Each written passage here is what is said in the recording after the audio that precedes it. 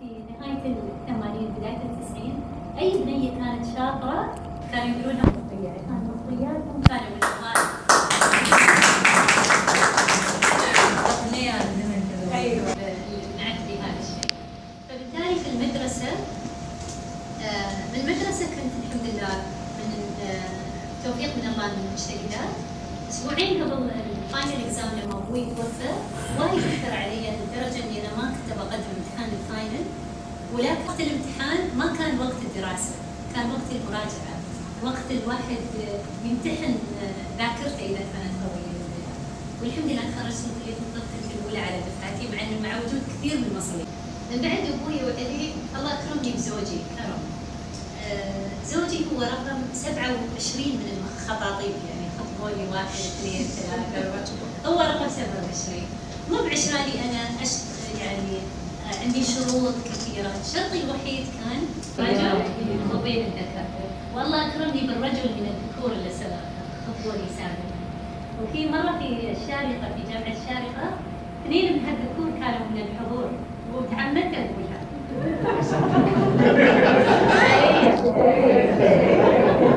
26 واحد يحط هذا في عقد القرار ما عدا زوجي كرم.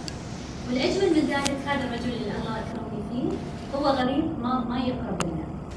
أمي ما كانت تريدني أطلع برا على القبيلة، لما جو المجلس أمي كانت تحاول أي شيء تعجيزي عشان يقولون مريض، عشان وافق على شرطي هو من عقب 26 ذكر. تفاجأت في المجلس كان جايب وجاهة القوم، تقول لك شيء أكيد بيقولون ما نبغى يعني بيروحون. لما قال حق أبو كرم إن مهر بنتنا مليون، أبو كرم قال إحنا بنحط مليون ثاني. يعني لما شي قالوا هذا الكلام حسيت إنه صدق يعني مثل ما يقولون شاريني.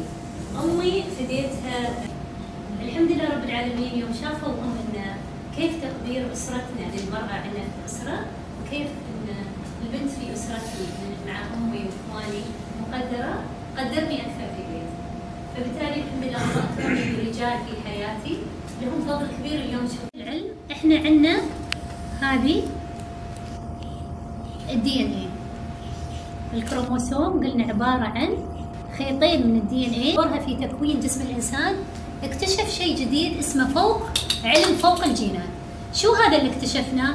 إذا أخذنا مقطع من هذا الجزء للأحد في النواة الخلية يطلع، بعدين عبارة عن هذا 2500 مرة سير ورد من هني لين القمر. بعدين إذا أخذنا هذا الجزء من الحمض النووي، هذا الجزء فقط، هذا عبارة عن بروتين بعد ملفوف على هذا الDNA. هذه اللفة على الDNA يعني اليوم العلم اكتشف ان كلنا عندنا الجينات اللي ممكن تخلي لون عيوننا زرقاء. يعني اذا انا فحصت اليوم انا عندي جينات، الجينة الوراثية مسؤولة عن تكوين اللون الازرق، وهذا عن تكوين اللون البني. شو يستوي اثناء تكون الجنين؟ باذن الله ما نعرف من يقرر غير الله سبحانه وتعالى، ينفتح الفتحة المسؤولة عن تكوين اللون البني، فبالتالي هذا الخيط ينفتح. زرقاء ما شاء الله وايد. بس زين ايش منهم حي؟ لا حي كبده وام وبنات كل حي. زين. فبالتالي كلها بإرادة الله ان هذه العقمة ما انفتحت. في طفل معين اوريدي هذه الجينة موروثة. اليوم مع زميلتي حبيبة الصفار قدرنا نكتشف 4 جينات جديدة، طفرات وراثية لها علاقة بمرض السكر في دولة الإمارات الثانية. يعني اليوم إذا فحصنا إماراتيين 2 شفناهم 2 فحصناهم، ممكن نعرف نقول هذا أنت ممكن يفتح ويسكر. فبالتالي اليوم العلم أثبت إن إحنا المسيطرين على جيناتنا، مهما ما كانت سيئة الجينات إحنا نأثر عليها. السكر ما يكون محافظ على لايف ستايل جيد، يشرب مياه غازية بيبسي وكولا وهي الأشياء اللي فيها سكريات، ما يسوي رياضة، عنده سمنة، عنده الله ما وفقه بمدير طيب، عنده مدير حريق دمه حليلة عنده زوجة مكدرة حياته مقفل قوي مش راح يفتح. عملتي حاجة ما عملتيش موجود هو. مثل شو؟ مثل الصفات الوراثية اللي تورث أمراض العقلية. هذه الامراض اللي تكون مبنده، يعني حتى كثر ما تحاولين حليله هذا الشخص ما يقدر يغير حتى لو غير حياته.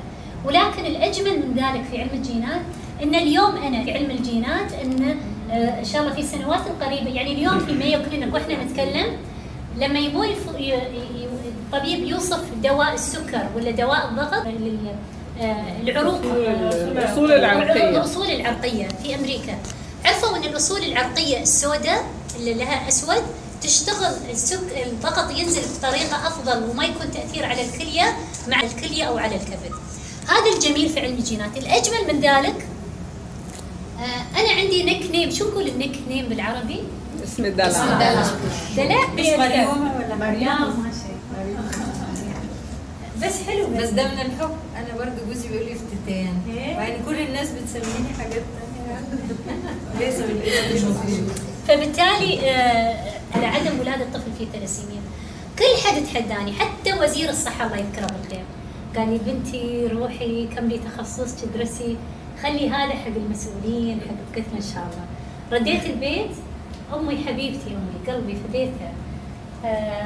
امي شافتني مويمه زعلانه، قالت لي ماما شوفي، قلت لها امي تعرفين في، قالت لي امي هذا الاسبوع انا بعزمهم في بيتنا وانتي انصحي الام والابو خلي يصيرون يفحصون. بديت من بيتنا هاي الحمله التوعويه، بعدين الجيران خبروا الجيران. 2011 ما انولد ولا طفل في الثلاسيميا في الفجيره، وما انولد ولا طفل من شهر جانوري 2014 في مستشفى الوصول في دبي. هذا بيعمل تكسر في كريات الدم الحمراء. الطفل كل 3 أسابيع حبيبي لازم يروح المستشفى ياخذ دم، وكل يوم 12 ساعه نحط على بطنه جهاز يطلع الحديد من جسمه. هي غير السكلة؟ هي غير السكلة. فبالتالي بس دكتوره السكر في اصابه وفي مرض، حامل. الثلاسيميا نفس الشيء؟ كثيره كانوا ما يعيشون، الحين ما شاء الله اسمها ستيم سيل، خليه جذعيه. هاي الخليه الجذعيه هي الخليه الام. هاي الخليه اذا اعطيناها اوردر في الجينات فيها الشفره الوراثيه لتكوين كل جزء في الانسان، لتكوين العين، الخشم، الدم، الكبد، كل شيء.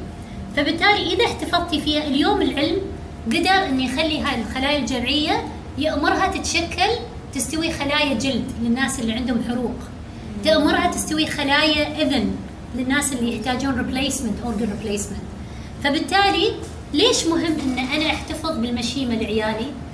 بيكون اسهل ان يوجدوا لها بدائل. يعني اليوم اذا انا لا سمح الله حد من اهلي، خلينا نقول اي ام اذا بنتها كانت محتاجه لاي نوع من زراعه ولا زراعه النخاع، لازم نوجد لها بدائل، ندور ماتشنج، يكون في توافق من الاسره من الغرب، نروح البنوك الدوليه. اما اذا احتفظتي في هاي المشيمه ما في داعي، ياخذون هاي المشيمه ويأمرونها بطريقه علميه انها تكون الجزء اللي احنا محتاجينه لهذا البيبي. سبحان الله. اليوم العلم ما قدر انه يوصل لابعد حدودها، ولكن نعم ان شاء الله من هاي العيال.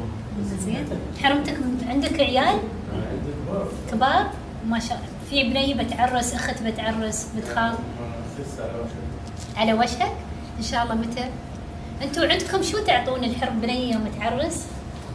شو يقولون؟ عفش؟ لا مو بعفش، جهاز. إيه؟ جهاز بنتك، اعمل الفلوس حق احتفاظ المشيمه.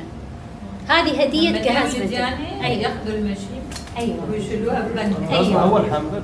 لا اي حمل. اي حمل. لا اي حمل للبيبي. فبالتالي هذه واحده من اهم النقاط اللي الانسان يقدر يحافظ عليها. زوجتك مو بحامل؟ لا الحمد لله. لا اقول لكم المرأة في الإمارات صح حصلت دعم كبير، حصلت دعم كبير من الحكومة من القيادة، ولكن شوي خلينا نكون واقعيين. المجتمع الإماراتي في ذكور لا زالوا في المرتبة الثانية والثالثة والرابعة، اللي رجل لا يقارن بالدعم الدعم القليل اللي كنت أحصله من زميلي الذكر اللي كان سواء في العمل او معايا. الذكر وحده في مجلس بزعبيل، كل 3 المدراء العام يقعدون، وانا كنت الوحيده بالعبايه السوداء، طبعا احلى وحده فيهم ما علينا كلهم رجال، حد حاط شوارب حد ما حاط، خصوصي كطبيبه مجتمع. المهم وصلت متاخر وقالوا لي الشيخ وصل مريم. انا كنت منحرجه ادخل، قال لي ما الشخص المسؤول قال لي ادخلي. كل مره كنت ادخل يكونون رجال قبلي موجودين. هذه المره دخلت، تخيلوا بيلس الشيخ طويل لما توصلين. تعرفين طالعت الرجال ولا واحد فيهم مره انا دخلت وهم موجودين وقفوا. من عقبها علمهم درس. كنت اتعمش بس القياده بيكون الصف الثاني والثالث متقبل وجود هذا الشيء. التشالنج الثاني اللي واجهته كذلك اني امرأة عندنا احنا نكون 5 ايام في الاسبوع تحت سيطرة هرموناتنا، خاصة الاستروجين. الاستروجين هو هرمون العصبية، يعني يخليك المود مالك مو بحلو، يخليك معصبة، يعني تلاحظون ان في ليها مو تحت سيطرتها. ولكن الاجمل من ذلك ان احنا حتى لو عندنا تحت سيطرة الهرمونات هذه، البيك ماله يكون اول يوم دورة او يوم قبل الدورة.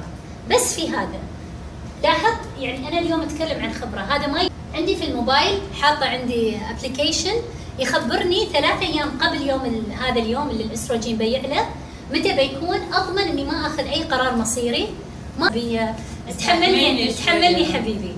نفس الشيء في الشغل، اقول لهم ترى انا باكر قاعده امر بظروف صعبه في الاسره، ما اقول لهم دوره، اقول لهم ظروف صعبه شوي في الاسره، تحملوني اذا جيتكم زعلانه متضايقه اذا ما انحلت المشكله عندي. فبالتالي حتى فريق العمل ان الله اكرمني بزوج كثير مقدر، والاجمل من ذلك ان زوجي يعمل الدكتوراه في الامراض النفسيه الاجراميه، هو طبيب نفسي مختص في الطب النفسي للاطفال. الحين هو موجود على مشاركه. المهم عدلنا رتبنا كل شيء، هو حصل بعثه في كاردف، يعني الفتره اللي انا ما اكون موجوده فيها في الامارات هو بعد ما يكون موجود. فبالتالي كان تحدي كبير لي انا كيف اقدر اوفق بين ايوه اني اكون كزوجه واحتياجات معايا. فبالتالي قدرت الحمد لله انه هو تفهم لهذا الشيء. بنتها قاعده تلعب ولا تطبخ لها الاكل، اليوم هي طابخه الاكل لبنتها، تسوي واجباتها. عيني بسرعه تدمع، حتى مرات اقول لهم عندي حساسيه، في غبار في الجو، وخاصه لما اكون في اليابان شعور بالذنب ياكلني. بحملتي الوطنيه لامارات خالي من الثلاسيميا 2012 اللي بايديتها لوحدي مع امي وبعدين جو زملاء معايا، كان الهدف اني اسوي جمعيه واسوي مركز للفحص الجيني بدون مقابل للناس اللي حاملين الامراض الوراثيه، جمعيه برئاسه الله يحفظه ابو الخير كله الشيخ الهيان الله يحفظه، هو الاب الروحي، هو كل شيء. حتى اتذكر مره قلت حق الشيخه فاخره زوجته، هويه احبك اب روحي لي. يعني الحمد لله رب العالمين، الله اذا وفقنا بشيء ثاني من غير خير البترول هم القاده اللي الله سبحانه وتعالى وفقنا فيها. هذا واحد من مؤتمرات كونتاكت يشجعهم انه يدعموني. كاتب واحده من احلى شيء عجبني في الايميل، كاتب بريتي سمارت يونج اماراتي، هاي احلى شيء. المهم يدعيهم اللي يدعموني. بارك الرحمن من 200 مشاركه سنويا وصلت المشاركه الى 1114 مشارك من كل الدول تبارك الرحمن. وزير التربيه والتعليم هم اللي كرموا الضيوف عندي. هذه الفائزين بجائزه نوبل للعلوم 1 2 3 4 5 هني مو موجود هذا بشكل فردي. هذه الجائزه اللي اخذتها قبل 10 ايام 11 يوم، الشخصيه الانسانيه في 2014. وكانت خواتي الحلو في الموضوع انها كانت بالترشيح ومجال